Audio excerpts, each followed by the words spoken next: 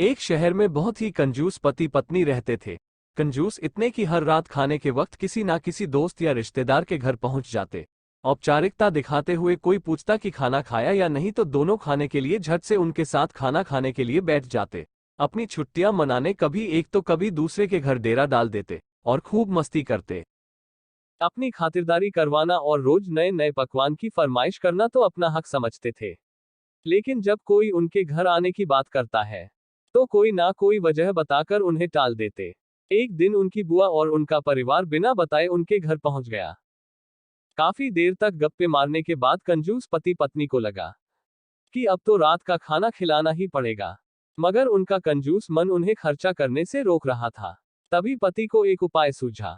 बुआ की तरफ देख पत्नी से बोला, आज बुआ बहुत दिनों बाद घर आई है, तुम जल्दी से और कुछ नहीं तो दाल चावल और साथ में मटर पनीर बना लो।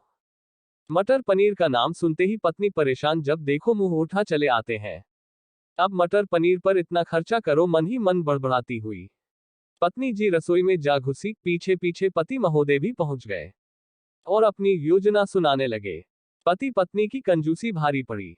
देखो, तुम सिर्फ दाल चावल बना लो, लेकिन इन्हें ऐसा लगना चाहिए जैसे हम इन्हें मटर पनीर खिलाना चाहते हैं। पत्नी की समझ में नहीं आया तो पूछा, ये कैसे होगा कि हम परोसे तो दाल चावल पर उन्हें लगे कि हम उन्हें मटर पनीर खिलाना चाहते हैं। तो पति ने अपनी योजना बताई, ऐसा करना कि रसोई में जाकर दाल चावल बना लो, जब तैयार हो जाए तो मुझे आवाज लगाना कि खाना तैयार है। आप टेबल पर प्लेटें लगा लो। पति पत्नी की कंजूसी भारी पड़ी। पत्नी ध्यान से सारी बातें सुनती रही और आगे की योजना सुनने को बेताब होने लगी। तब पति ने अपनी असली योजना बताई, जब मैं प्लेट लगा चुका रहूंगा तो तुम एक खाली कढ़ाई किचन के फर्श पर गिरा देना। तब मैं पूछूंगा कि क्या गिरा तो तुम जवाब देना, मटर पनीर की कढ़ाई गिर गई। अब मटर पनीर बचा नहीं तो दाल चावल ही खाना पड़ेगा। योजना अनुसार पत्नी दाल चावल बनाने लग गई और कुछ देर बाद पति को आवाज लगाई, खाना बन गया है, आप टेबल पर प्लेटें लगा दो।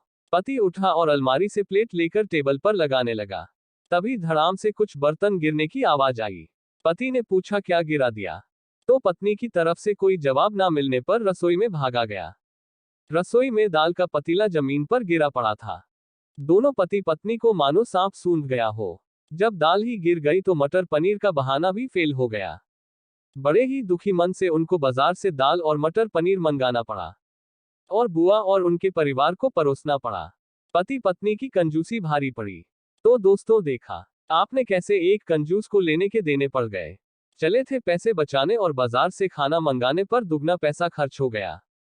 दोस्तों, पति पत्नी की कंजूसी भारी पड़ी हिंदी कहानी को पढ़ने के लिए धन्यवाद। आपको ये कहानी कैसी लगी नीचे कमेंट करके हमें जरूर बताइएगा।